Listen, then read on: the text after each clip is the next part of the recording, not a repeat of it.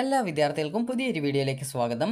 ഈ വർഷത്തെ ITI അഡ്മിഷനുമായി ബന്ധപ്പെട്ട് അതായത് ഇൻഡസ്ട്രിയൽ ട്രെയിനിങ് ഇൻസ്റ്റിറ്റ്യൂട്ടുകളിലേക്കുള്ള പ്രവേശനത്തിനായിട്ടുള്ള അപേക്ഷാ തീയതി നീട്ടി. അപ്പോൾ വിദ്യാർത്ഥികൾക്ക് ജൂൺ 30-ാം തീയതി വരെ വിദ്യാർത്ഥികൾക്ക് ITIകളിലേക്കുള്ള പ്രവേശനത്തിനായിട്ടുള്ള അപേക്ഷ സമർപ്പിക്കാവുന്നതാണ്. 100 രൂപ മാത്രമാണ് ഫീസ്. നിങ്ങൾ SSLC ജയിച്ച വിദ്യാർത്ഥികൾ ആണെങ്കിൽ നിങ്ങൾക്ക് ഈ ഒരു ITI പ്രവേശനത്തിനായിട്ടുള്ള അപേക്ഷ സമർപ്പിക്കാൻ സാധിക്കുന്നതായിരിക്കും. അതുപോലെ തന്നെ വിദ്യാർത്ഥികൾക്ക് ഈ ഒരു ITI പ്രവേശനത്തിന് സ്വന്തമായിട്ട് മൊബൈൽ ഫോൺ വഴി തന്നെ നിങ്ങൾക്ക് അപേക്ഷ സമർപ്പിക്കാവുന്നതാണ്. അപേക്ഷ സമർപ്പിച്ച ശേഷം നിങ്ങൾക്കൊരു പ്രിൻ്റ് ഔട്ട് കിട്ടും. അപ്പോൾ ആ ഒരു പ്രിൻ്റ് ഔട്ടും എടുത്തുകൊണ്ട് നിങ്ങൾ നിങ്ങളുടെ തൊട്ടടുത്തുള്ള ഏതെങ്കിലും ഒരു ഗവൺമെൻറ് ITIയിൽ പോയിക്കൊണ്ട് നിങ്ങളുടെ ആപ്ലിക്കേഷൻ വെരിഫൈ ചെയ്യണം. അപ്പോൾ അങ്ങനെ നിങ്ങൾ ആപ്ലിക്കേഷൻ വെരിഫൈ ചെയ്താൽ മാത്രമാണ് നിങ്ങളുടെ ആപ്ലിക്കേഷൻ ഈ ഒരു ITI അഡ്മിഷന് വേണ്ടി പരിഗണിക്കുകയുള്ളൂ. ഇല്ലെങ്കിൽ ITI അഡ്മിഷന് വേണ്ടി പരിഗണിക്കുന്നതല്ല. അപ്പോൾ നിങ്ങൾ ചെയ്യേണ്ടത് ഇത്ര മാത്രമാണ്. നിങ്ങൾ ഓൺലൈനായിട്ട് നിങ്ങളുടെ അപേക്ഷ കൊടുക്കുക. ഒന്നുകിൽ സ്വന്തമായിട്ട് മൊബൈൽ ഫോൺ വഴി കൊടുക്കാം, അല്ലെങ്കിൽ അക്ഷയ വഴി കൊടുക്കാം, അല്ലെങ്കിൽ ഇൻ്റർനെറ്റ് കഫേകൾ വഴിയൊക്കെ അപേക്ഷ കൊടുക്കാവുന്നതാണ്. അപ്പോൾ നിങ്ങൾ എങ്ങനെ അപേക്ഷിച്ച് കഴിഞ്ഞാലും നിങ്ങൾക്ക് അപേക്ഷയുടെ ഒരു പ്രിൻ്റ് ഔട്ട് കിട്ടും. അപ്പോൾ ആ ഒരു പ്രിൻ്റ് ഔട്ടും എടുത്തുകൊണ്ട് നിങ്ങൾ തൊട്ടടുത്തുള്ള ITI ഗവൺമെൻറ് ITIയിൽ ഈ ഒരു പ്രിൻ്റ് ഔട്ടും അതുപോലെ തന്നെ അപേക്ഷയിൽ എന്തൊക്കെ ഡോക്യുമെൻറ്റ്സ് ആണോ കൊടുത്തത് ആ ഒരു ഡോക്യുമെൻറ്റ്സ്, അത് ചിലപ്പോൾ നേറ്റിവിറ്റി സർട്ടിഫിക്കറ്റ് അതുപോലുള്ള ആ ഒരു സർട്ടിഫിക്കറ്റ് ഡീറ്റെയിൽസും കാര്യങ്ങളൊക്കെ നിങ്ങൾ കൊടുത്തിട്ടുണ്ടാകും. അപ്പോൾ അങ്ങനെയെങ്കിൽ അതിൻ്റെ ആ ഒരു ഡോക്യുമെൻറ്റ്സും കാര്യങ്ങളൊക്കെ എടുത്തുകൊണ്ട് നിങ്ങൾ നിങ്ങളുടെ തൊട്ടടുത്തുള്ള ഗവൺമെൻറ് ITIയിൽ പോയിക്കൊണ്ട് നിങ്ങളുടെ ആപ്ലിക്കേഷൻ വെരിഫൈ ചെയ്യണം. അങ്ങനെ വെരിഫൈ ചെയ്ത് അവർ കൺഫേം ചെയ്യും. അപ്പോൾ അതോടുകൂടി വിദ്യാർത്ഥികളുടെ ആപ്ലിക്കേഷൻ കൺഫേംഡായി പിന്നീട് ഈ ഒരു അലോട്ട്മെൻറ്റിന് വേണ്ടി പരിഗണിക്കുകയാണ് ചെയ്യുക. അപ്പോൾ അലോട്ട്മെൻറ്റ് നടപടികളും കാര്യങ്ങളൊക്കെ നിങ്ങൾക്ക് ഈ ഒരു വീഡിയോ വഴി തന്നെ മനസ്സിലാക്കാൻ സാധിക്കുന്നതാണ്. അപ്പോൾ വിദ്യാർത്ഥികൾ ചെയ്യേണ്ടത് ഈ ഒരു നിങ്ങൾ ITIയിൽ പോയിക്കൊണ്ട് വെരിഫൈ ചെയ്യും മുമ്പായിട്ട് നിങ്ങൾക്ക് എപ്പോൾ വേണമെങ്കിലും നിങ്ങളുടെ ആപ്ലിക്കേഷൻ എത്ര പ്രാവശ്യം വേണമെങ്കിലും നിങ്ങൾക്ക് എഡിറ്റ് ചെയ്യാം. അതുപോലെ നിങ്ങൾക്ക് താല്പര്യമുള്ള കോഴ്സുകളിലേക്കും ഈ ഒരു ITIകളിലേക്കും നിങ്ങൾക്ക് പ്രവേശനത്തിനായിട്ടുള്ള അപേക്ഷ അത് ഓപ്ഷൻസ് കൊടുക്കാവുന്നതാണ്. അതുപോലെ തന്നെ വിദ്യാർത്ഥികൾക്ക് ഈ ഒരു ആപ്ലിക്കേഷൻ കൺഫർമേഷൻ അത് നിങ്ങൾ ITIയിൽ പോയിക്കൊണ്ട് നിങ്ങളുടെ ആപ്ലിക്കേഷൻ വെരിഫൈ ചെയ്യും മുമ്പായിട്ട് നിങ്ങൾക്ക് എത്ര പ്രാവശ്യം വേണമെങ്കിലും നിങ്ങൾക്ക് നിങ്ങളുടെ ആപ്ലിക്കേഷൻ വെരിഫൈ ചെയ്യാവുന്നതാണ്. അപ്പോൾ ഈ ഒരു ജൂൺ 30-ാം തീയതി തന്നെയാണ് വിദ്യാർത്ഥികൾക്ക് ആപ്ലിക്കേഷൻ വെരിഫൈ ചെയ്യാനുള്ള ലാസ്റ്റ് ഡേറ്റും പറഞ്ഞിട്ടുള്ളത്. അപ്പോൾ അതുകൊണ്ട് തന്നെ വിദ്യാർത്ഥികൾ ഈ ജൂൺ 30-ാം തീയതിക്ക് മുമ്പായിട്ട് നിങ്ങളുടെ ആപ്ലിക്കേഷൻ നൽകുകയും അതിനുശേഷം ജൂൺ 30-ാം തീയതി തന്നെ അല്ലെങ്കിൽ അതിന് മുമ്പായിട്ടോ നിങ്ങൾ തൊട്ടടുത്തുള്ള ഗവൺമെൻറ് ITIയിൽ പോയിക്കൊണ്ട് നിങ്ങളുടെ ആപ്ലിക്കേഷൻ വെരിഫിക്കേഷൻ ചെയ്യേണ്ടതുമാണ്. വെരിഫിക്കേഷൻ ചെയ്യാത്ത ആപ്ലിക്കേഷൻ അഡ്മിഷനായിട്ട് പരിഗണിക്കുന്നതല്ല. ഇനി ഇതിൻ്റെ അഡ്മിഷനും കാര്യങ്ങളൊക്കെ പറഞ്ഞു തരാം.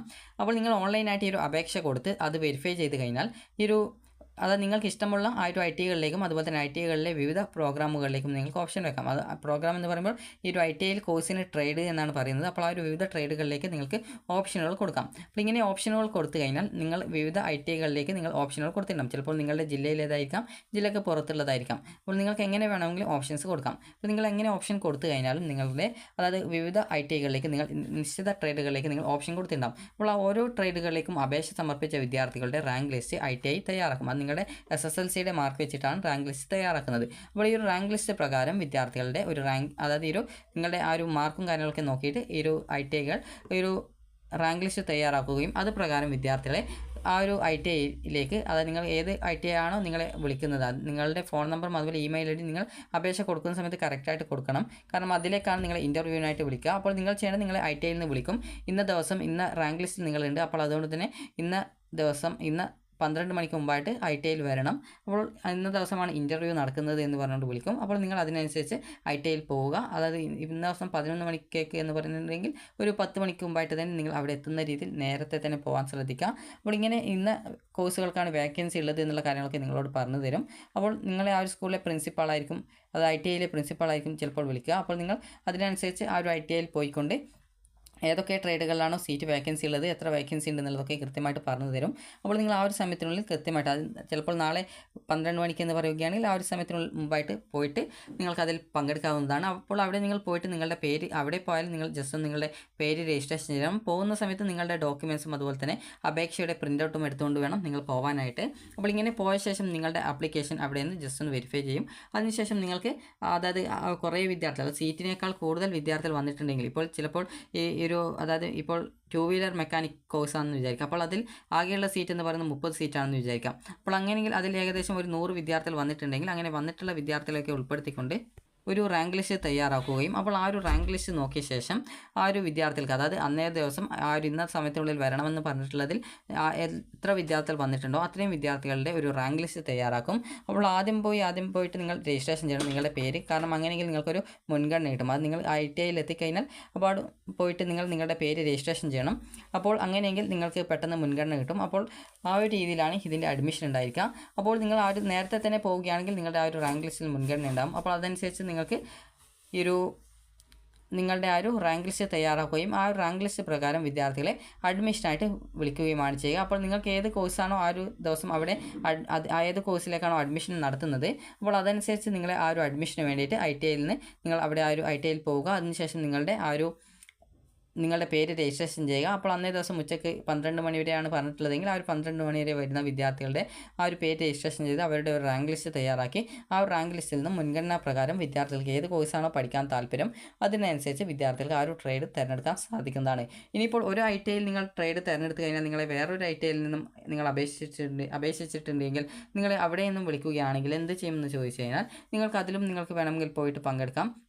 അപ്പോൾ നിങ്ങൾക്ക് ആദ്യം കിട്ടിയതിനേക്കാൾ താല്പര്യം രണ്ടാമത്തെ ITIയിലുള്ള ആ ഒരു കോഴ്സിനോടാണ് എങ്കിൽ നിങ്ങൾക്ക് അവിടേക്ക് ആ ഒരു ITIയിലെ ഇൻ്റർവ്യൂ എന്ന് പറയുമ്പോൾ നിങ്ങളുടെ സർട്ടിഫിക്കറ്റ് വെരിഫൈ ചെയ്യുക എന്നുള്ളതാണ് ഉദ്ദേശിക്കുന്നുള്ളൂ. അപ്പോൾ ആ ഇൻ്റർവ്യൂവിൽ നിങ്ങൾ പങ്കെടുത്തുകൊണ്ട് നിങ്ങൾക്ക് അവിടുത്തെ ആ ഒരു കോഴ്സാണ് ഇഷ്ടപ്പെട്ടുള്ളത് അവിടെ അഡ്മിഷൻ കിട്ടുമെന്നാണെങ്കിൽ നിങ്ങൾക്ക് ആദ്യത്തെ ITIയിൽ നിന്നും നിങ്ങളുടെ ഡോക്യുമെൻറ്റ്സ് ഒക്കെ വാങ്ങി പുതുതായിട്ട് കിട്ടിയ ആ ഒരു ITIയിൽ നിങ്ങൾക്ക് ജോയിൻ ചെയ്യാൻ സാധിക്കുന്നതാണ്. അപ്പോൾ ഈ ഒരു രീതിയിലാണ് ITIയുടെ അഡ്മിഷൻ ഉണ്ടാവുക. അത് നിങ്ങൾക്ക് സാധാരണ അലോട്ട്മെൻറ്റ് വെക്കുന്നത് പോലെയല്ല. നിങ്ങൾ ഇപ്പോൾ നൽകുന്ന ഓപ്ഷൻസ് അനുസരിച്ചുകൊണ്ട് നിങ്ങളുടെ ഒരു റാങ്ക് ലിസ്റ്റ് തയ്യാറാക്കുകയും ആ റാങ്ക് ലിസ്റ്റ് പ്രകാരം ITI നിങ്ങളെ ഈ ഒരു ഇൻ്റർവ്യൂവിനായിട്ട് ക്ഷണിക്കുകയും അങ്ങനെ ഇൻ്റർവ്യൂവിൽ നിങ്ങൾ പോയിട്ട് അന്നേ ദിവസം വന്നിട്ടുള്ള വിദ്യാർത്ഥികളിൽ നിന്നും നിങ്ങളുടെ ഒരു റാങ്ക് ലിസ്റ്റ് തയ്യാറാക്കുകയും ആ റാങ്ക് ലിസ്റ്റ് പ്രകാരമാണ് വിദ്യാർത്ഥികൾക്ക് ITIയിലേക്കുള്ള അഡ്മിഷൻ നൽകുന്നത്. അപ്പോൾ ഇനി എങ്ങനെയാണ് ITIയിലേക്ക് അപേക്ഷ സമർപ്പിക്കുന്നത് എന്നുള്ള കാര്യം പറയാം. അപ്പോൾ ITI വെബ്സൈറ്റ് ആയിട്ടുള്ള itiadmissions.kerala.gov.in/splash.php എന്നുള്ള പേജ് ഓപ്പൺ ചെയ്യുക. അപ്പോൾ ഇവിടെ നിങ്ങൾക്ക് ന്യൂ രജിസ്ട്രേഷൻ കാണാം. അവിടെ നിങ്ങളുടെ അപ്ലിക്കൻ്റ് ഫുൾ നെയിം നിങ്ങളുടെ ഫുൾ പേര് കൊടുക്കുക. SSLC സർട്ടിഫിക്കറ്റ് അല്ലെങ്കിൽ CBSE സർട്ടിഫിക്കറ്റിൽ ഉള്ള പോലെയാണ് കൊടുക്കേണ്ടത്. അതുപോലെ തന്നെ നിങ്ങൾ ഏതാണ് ICSE ആണോ ഇക്വലൻസ് ആണ് ഏതാണ് അതനുസരിച്ച് വേണം നിങ്ങൾ കൃത്യമായിട്ട് കൊടുക്കാനായിട്ട്. അതുപോലെ തന്നെ നിങ്ങളുടെ മൊബൈൽ നമ്പറാണ് നിങ്ങളുടെ യൂസർ ID ആയിട്ടുണ്ടാവുക. അതുകൊണ്ട് തന്നെ നിങ്ങൾ കട്ടായി പോവാതെ മൊബൈൽ നമ്പറായിരിക്കും കൊടുക്കേണ്ടത്.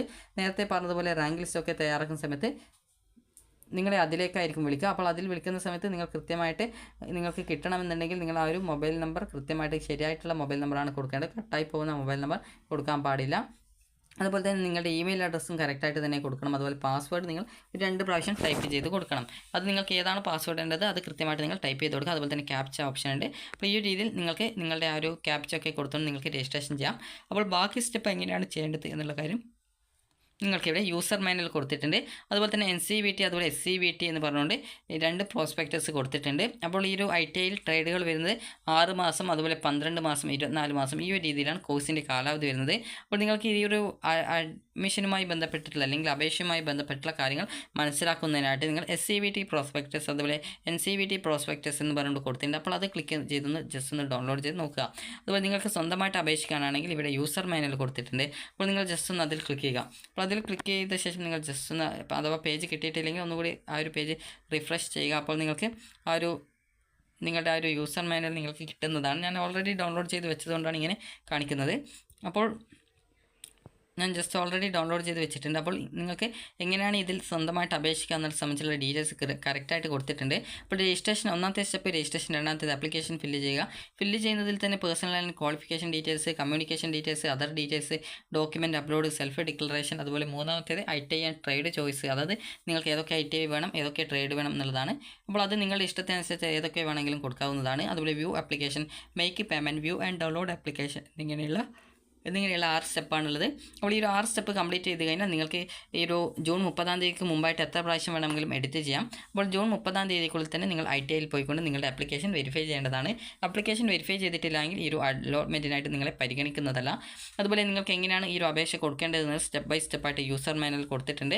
ഇത് നിങ്ങൾ കൃത്യമായിട്ടൊന്ന് വായിച്ച് നോക്കിയാൽ തന്നെ നിങ്ങൾക്ക് സ്വന്തമായിട്ട് തന്നെ ഈ ഒരു ആപ്ലിക്കേഷൻ കൊടുക്കാൻ സാധിക്കുന്നതാണ്. അപ്പോൾ വിദ്യാർത്ഥികൾക്ക് ഈ ഒരു വീഡിയോ ഉപകാരപ്രദമായിട്ടുണ്ടെന്ന് കരുതുന്നു. അപ്പോൾ നിങ്ങൾക്ക് ഈ ഒരു ജൂൺ 30-ം തീയതി വരെയാണ് ഈ ഒരു അപേക്ഷ കൊടുത്ത ശേഷം നിങ്ങൾക്ക് ആപ്ലിക്കേഷൻ വെരിഫൈ ചെയ്യാനായിട്ട് സാധിക്കാം.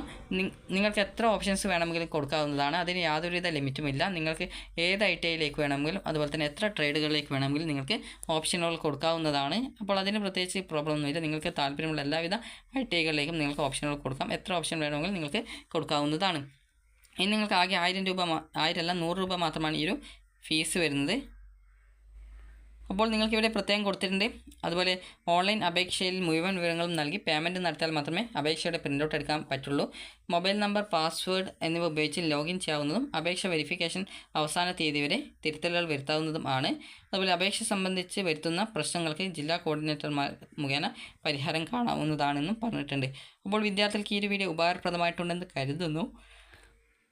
അപ്പോൾ ഇതുവരെ ITIയിൽ അപേക്ഷിക്കാത്ത വിദ്യാർത്ഥികളുണ്ടെങ്കിൽ അപേക്ഷിക്കുക. ആകെ SSLC മാത്രമേ യോഗ്യതയായിട്ട് പറയുന്നുള്ളൂ. വയസ്സ് പ്രത്യേകിച്ച് യോഗ്യതയിൽ പറയുന്നില്ല. നിങ്ങൾക്ക് ഇപ്പോൾ എത്ര വയസ്സ് വേണമെങ്കിൽ നിങ്ങൾക്ക് അതായത് പഠിക്കാൻ താല്പര്യമുണ്ടെങ്കിൽ നിങ്ങൾക്ക് അപേക്ഷിക്കാവുന്നതാണ്. പഠിക്കാൻ താല്പര്യമുണ്ട് എന്ന് പറയുന്ന സമയത്ത് നിങ്ങൾക്ക് അതായത് നിങ്ങൾക്കിപ്പോൾ ഒരു 50 വയസ്സായിരുന്നാലും അതായത് 50 വയസ്സായിരുന്നാലും നിങ്ങൾക്ക് പഠിക്കാൻ താല്പര്യമുണ്ടെങ്കിൽ ഈ ഒരു ITIയിൽ പഠിക്കാം. അതുപോലെ പ്രായപരിധി പറയുന്നത് ജസ്റ്റ് 17 വയസ്സ് പറയുന്നുണ്ടോയെന്നറിയില്ല. 17 അല്ല, ജസ്റ്റ് 15 വയസ്സേ വേണ്ടു. കാരണം 15, 14 ആ ഒരു വയസ്സേ വേണ്ടു. കാരണം SSLC മാത്രമാണ് ഇതിൻ്റെ യോഗ്യതയായിട്ട് പറയുന്നത്. അതുപോലെ തന്നെ SSLCയിൽ കൂടുതൽ ഉള്ള യോഗ്യത ആണെങ്കിലും നിങ്ങൾക്കിതിന് അപേക്ഷിക്കാവുന്നതാണ്. അപ്പോൾ വിദ്യാർത്ഥികൾക്ക് ഈ ഒരു വീഡിയോ ഉപകാരപ്രദമായിട്ടുണ്ടെങ്കിൽ ലൈക്ക് ചെയ്യുക. അതുപോലെ തന്നെ SSLCയോ അല്ലെങ്കിൽ CBSEയോ അല്ലെങ്കിൽ ഏത് പഠിച്ച വിദ്യാർത്ഥികൾക്കും അതായത് ജസ്റ്റ് ഒരു 10ാം ക്ലാസ് അല്ലെങ്കിൽ തുല്യത പഠിച്ച വിദ്യാർത്ഥികൾക്ക് ഈ ഒരു അപേക്ഷ സമർപ്പിക്കാവുന്നതാണ്. നിങ്ങൾക്ക് ഇതിൽ കൂടുതൽ ഹയർ എഡ്യൂക്കേഷൻ ഉണ്ടെങ്കിലും അതായത് ഡിഗ്രിയോ അല്ലെങ്കിൽ +2 ഒക്കെ ഉണ്ടെങ്കിലും ഇതിന് അപേക്ഷിക്കാം. അപ്പോൾ നിങ്ങൾക്ക് ഈ ഒരു വീഡിയോ ഉപകാരപ്രദമായിട്ടുണ്ടെങ്കിൽ ലൈക്ക് ചെയ്യുക, ഷെയർ ചെയ്യുക. Thank you for watching.